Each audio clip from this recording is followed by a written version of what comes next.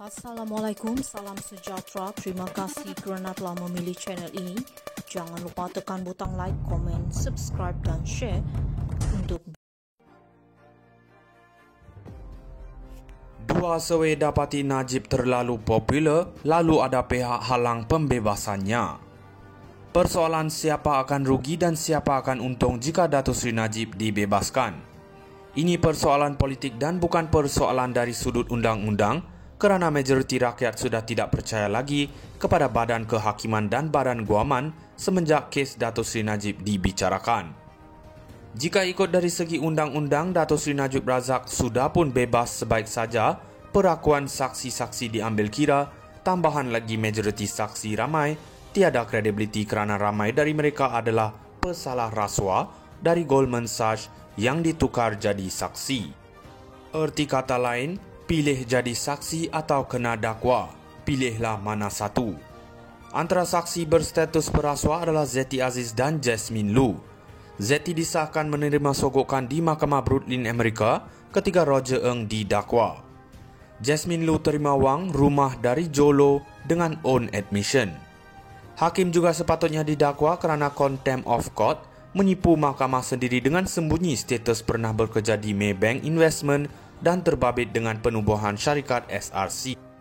Selain itu, hakim kes juga terbabit dengan siasatan rasuah oleh SPRM dan kertas siasatan serta soal jawab diperolehi oleh pihak Datuk Seri Najib Razak namun dihalang untuk dijadikan bukti baru.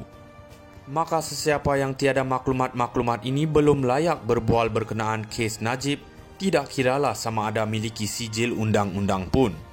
Setelah berada dalam penjara hampir 2 tahun, survei masih dapati Najib masih dan sangat popular lagi.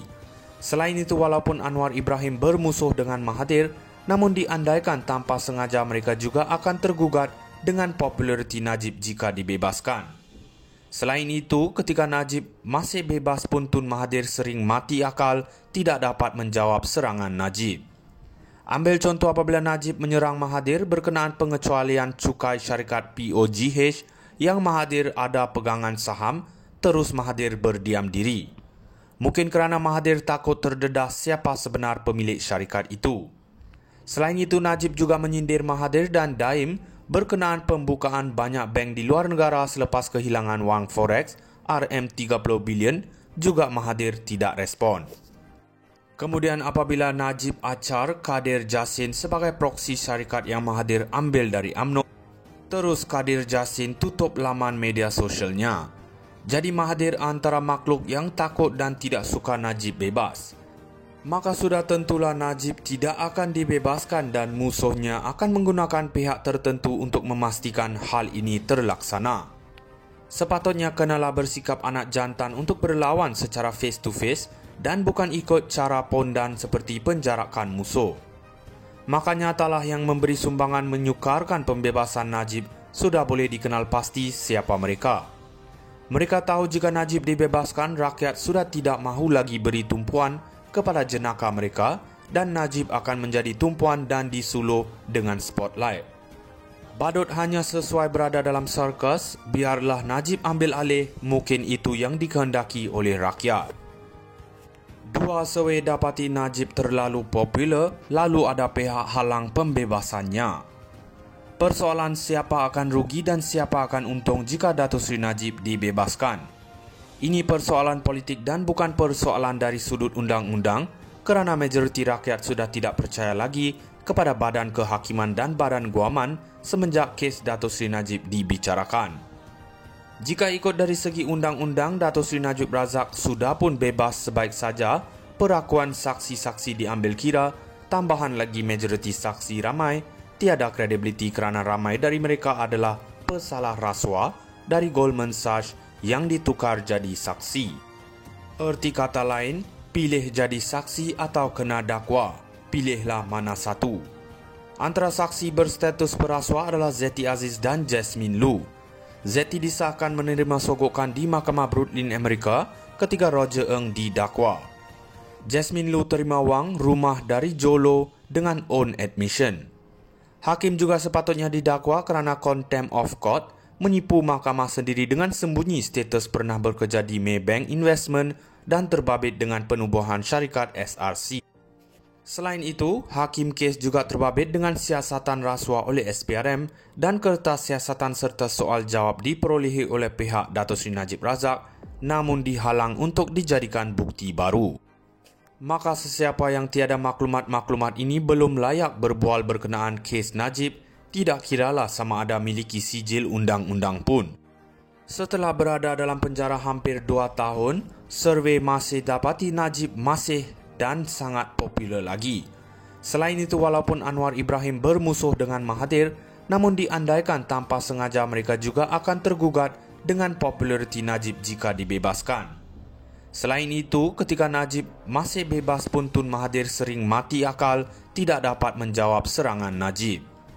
Ambil contoh apabila Najib menyerang Mahathir berkenaan pengecualian cukai syarikat POGH yang Mahathir ada pegangan saham, terus Mahathir berdiam diri. Mungkin kerana Mahathir takut terdedah siapa sebenar pemilik syarikat itu.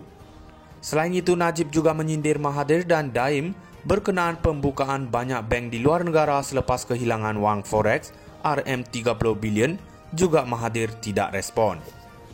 Kemudian apabila Najib acar Kadir Jasin sebagai proksi syarikat yang Mahathir ambil dari UMNO, terus Kadir Jasin tutup laman media sosialnya. Jadi Mahathir antara makhluk yang takut dan tidak suka Najib bebas. Maka sudah tentulah Najib tidak akan dibebaskan dan musuhnya akan menggunakan pihak tertentu untuk memastikan hal ini terlaksana. Sepatutnya kenalah bersikap anak jantan untuk berlawan secara face to face dan bukan ikut cara pondan seperti penjarakan musuh. Maka nyatalah yang memberi sumbangan menyukarkan pembebasan Najib sudah boleh dikenal pasti siapa mereka. Mereka tahu jika Najib dibebaskan, rakyat sudah tidak mahu lagi beri tumpuan kepada jenaka mereka dan Najib akan menjadi tumpuan dan disuluh dengan spotlight. Badut hanya sesuai berada dalam sirkus, biarlah Najib ambil alih, mungkin itu yang dikehendaki oleh rakyat. Dua survei dapati Najib terlalu popular, lalu ada pihak halang pembebasannya. Persoalan siapa akan rugi dan siapa akan untung jika Datuk Seri Najib dibebaskan.